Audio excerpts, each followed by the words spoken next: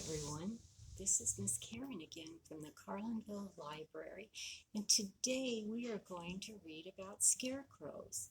Don't find them so much anymore, but back 50 years ago, people used scarecrows, see the scarecrows, to keep the birds from eating their crops or their seeds in the garden, because they would just swoop down and get their pumpkin seeds, their corn seeds, and sometimes the little mice would go and rest in the scarecrow's arms. Well, this is about Otis the tractor and the scarecrow. And this is what happens when you take time to have friends. It was summer when the Scarecrow first came to the farm where the friendly little tractor named Otis lived back when the corn was tall and ripe. And see the Scarecrow? Otis recalled how the crows had scattered at first. They wanted nothing to do with the Scarecrow, which made the farmer very happy. Otis was also happy. A new friend had come to live on the farm. But when Otis went to welcome him, the Scarecrow didn't smile or say hello. He just stood there, a sour look on his face, staring at the cornfield. After a while, Otis left him alone. When the farm animals came by to greet the Scarecrow, once again he didn't smile or say hello. He just stood there, that sour look on his face, staring at the cornfield. The animals didn't know what to think. Who was this new creature? The horse curled his lip at the Scarecrow's musty smell. The ducks pointed at his tattered clothes. The little calf and puppy were frightened by him. Finally, the bull snarled, huffed, and turned away, and the Scarecrow stood there all alone. Summer passed. By and by, the crows came back around. They perched, they picked, and pecked at the Scarecrow. Otis that the Scarecrow didn't shoo them away. He just stood there with that sour look on his face, staring off in the cornfield. Otis puffed a soft sigh and turned to catch up with his friends. Autumn eventually arrived. The days grew shorter and cooler. Harvest time had left the fields bare except for the plump pumpkins dotting the fields orange. Otis began pulling wagons filled with children eager to pick out a pumpkin to carve into a jack-o'-lantern. The farm looked different, but Otis loved the changing seasons. He worked and played as hard as ever. Put, puff, puddly chuff. It was a splendid time on the farm, being together with family and friends. The cool air drifting through the hills made the animals more rambunctious than ever. A simple game of follow the leader turned into a reckless race over the rolling hills. A game of hide and seek turned into a rowdy redemption of the ring around the rosy. The animals playfully circling Otis as he sat counting 1 puff, 2 puff, 3 puff, puffity puff, 4 chuff. When when Otis tuckered out from all the games, he headed up to the hill to the apple tree. His frisky friends would join him, and they were all sitting together. Otis would challenge everyone to a different game, the quiet game. The quiet game is a contest in which everyone must stay quiet and still. No sounds, no laughing, no snorting, quacking, giggling, or puffing. The player who stays quietest the longest wins. Otis knew the animals loved playing any game, even the one that challenged them to sit still. To start the game, he would surge his engine to get everyone's attention, take in a deep breath of air, and then let out a long, soft put, puff, puddly shh. Otis would sit quietly and look over the farm.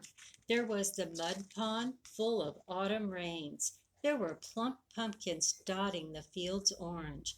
There were shocks of corn fodder all in a row. And there still was the Scarecrow all along, staring sternly at the empty cornfield. The puppy was always the first one to lose the quiet game. He just couldn't sit still.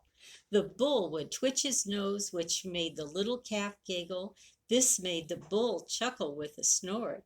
The bull's snort would amuse the ducks, and their bottoms would wiggle as they held back their giggles.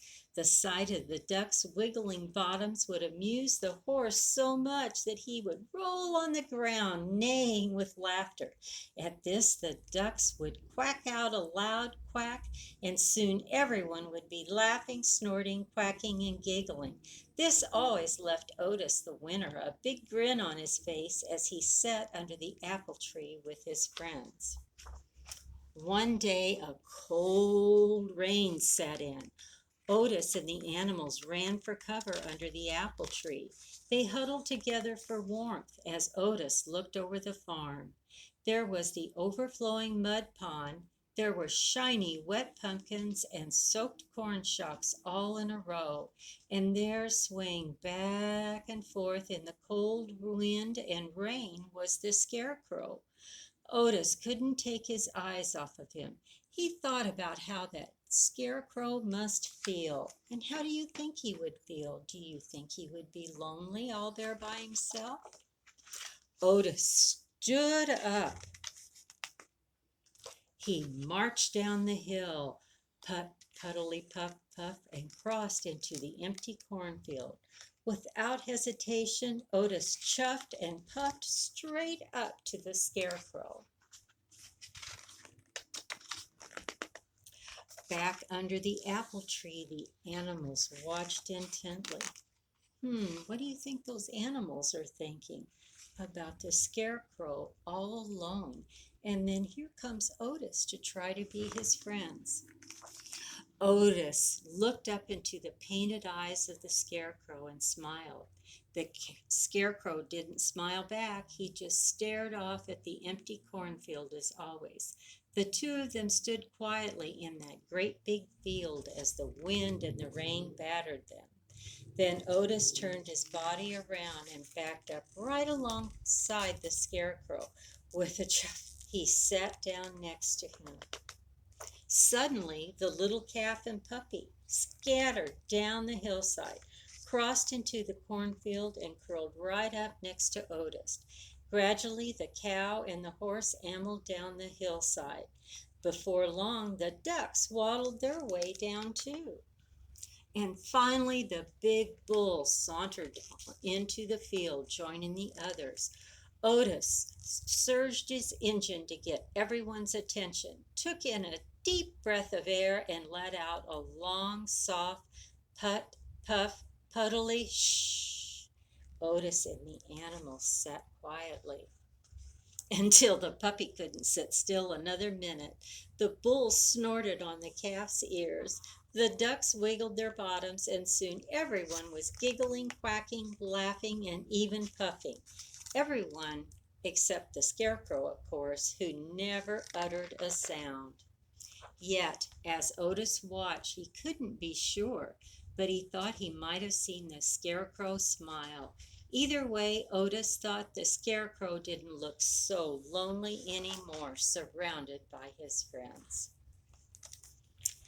Then I have another book called Scarecrows. His hat is borrowed, his suit is borrowed, his hands are borrowed, even his head is borrowed, and his eyes probably came out of someone's button drawer. But a Scarecrow's life is all his own. It takes a certain peace hanging around in the garden all day. It takes a love of silence and air, a liking for long, slow thoughts, a friendliness towards the birds. Yes, birds. Crows, gackles, starlings, jays. Ask them how they feel about their Scarecrow, and they'll say, lovely. They ignore his pie-pan hands and the button eyes and see instead the Scarecrow's best gift, his gentleness. They line up on his arms. See? And they chat all day. He knows he isn't real. A scarecrow understands right away that he has just borrowed parts made to look like someone. But he knows this too. There is a certain wonder going on around him. Seeds are planted, and inside them are 10-foot tall sunflowers, mammoth pumpkins, and beans that just go on forever. And though the Scarecrow knows he can as quickly be turned back to straw and buttons as he was turned into a man, he really doesn't care. He's been with the owls in the evening and the rabbits at dawn. He has watched a spider work for hours making a web like lace. He has seen the sun tremble and the moon lie still. The Scarecrow doesn't care what he's made of, how long he might last, for he has been a witness to life.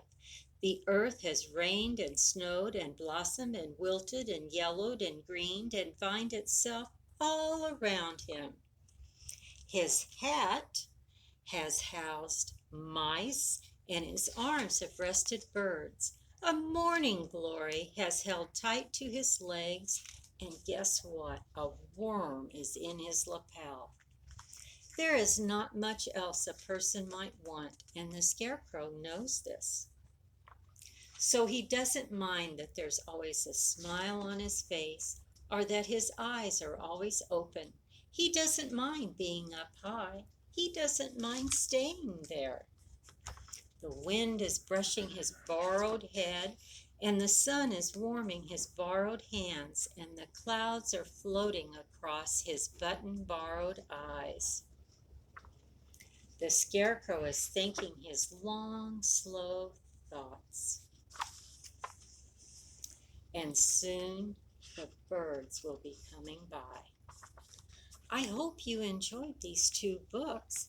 And I want to tell you, we have up here the parts to make your own scarecrow. Then, if you would like, you could even use popsicle sticks and put clothes on them to make him a full-blown grasshopper. I hope you come by and see me soon at the library. I have all kinds of Halloween books. Bye.